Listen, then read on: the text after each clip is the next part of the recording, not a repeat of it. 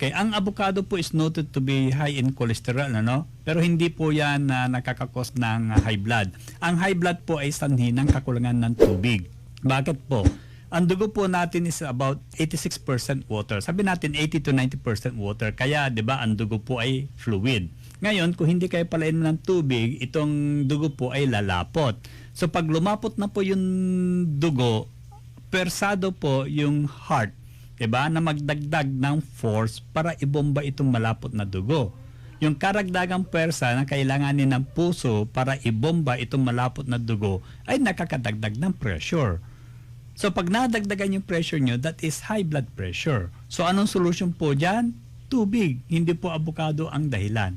Okay? May overdose daw Okay, po kung ba? overdose, ang ionic minerals po ay sustansya. Okay? Pag sustansya po, there is no overdose. At ang bituka po natin, according to Dr. Jan Sorensen, who is an authority in human metabolism, sabi niya, if there's an excess of itong essential nutrient in our body, ang gagawin ng bituka, i-ignore po yan at hindi niya sisipsipin. So, palalabasin po yan.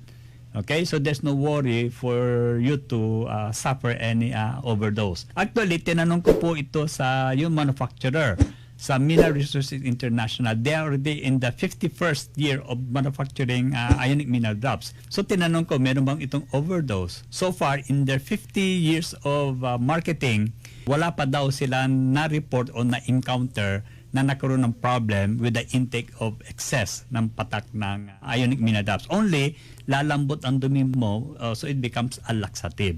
Actually, yung mga side effect ng ionic are on the positive side na later on, malalaman niyo kung ano mga side effects po niyan.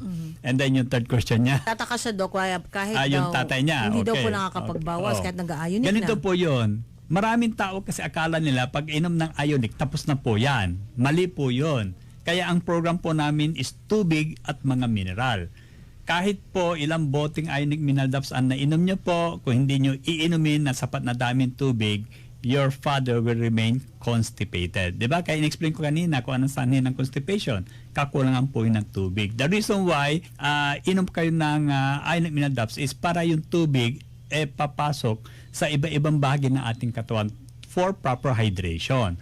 Okay? Kasi ang ionic mineral drops, patak-patak lang po yan eh. So ito na provide you more water sa ilang patak lang. So kailangan uminom siya ng tubig which is 50 ml per kilo per day.